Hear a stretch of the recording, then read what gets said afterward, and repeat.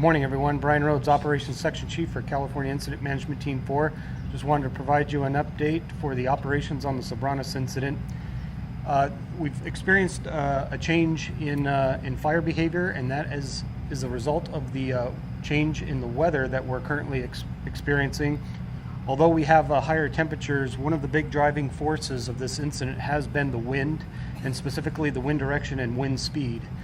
Because of that change in the wind speed, we have a lot lighter winds that we're going to be experiencing for the next 3 to 5 days. Because of that, we have been afforded another opportunity to entertain another tactic that we actually prefer, and that is the tactic of going direct. And because of the lighter winds, crews are able to get into places that would not necessarily be safe to do so under adverse wind conditions. But because, again, those lighter winds, crews are able to access and basically go direct. So before the change in the weather, we had been talking about having to do a firing operation around Arroyo Seco.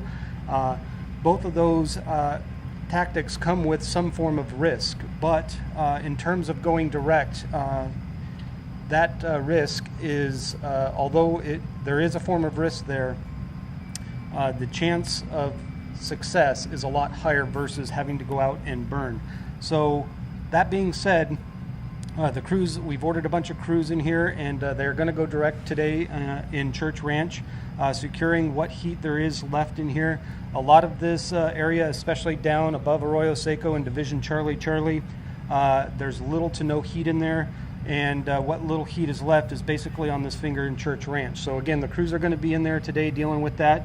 What the crews can't deal with safely will be taken care of by our Air Force, our air operations, utilizing helicopters with water and some retardant. And so we're looking for continued improvement and containment.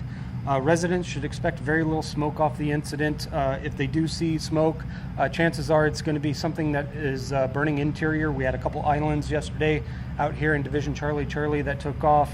Not a threat to the line, just areas of unburned vegetation that are burning within the current perimeter. Moving on to West Operations and what's going on over there.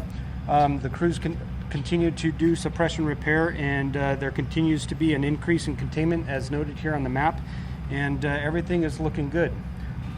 Okay, one area I wanted to point out here in Division Mike that has been an area of concern is this slop over.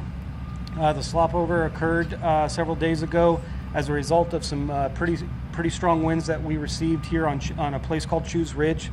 Those wind speeds were estimated to be about 40 miles an hour on the ground.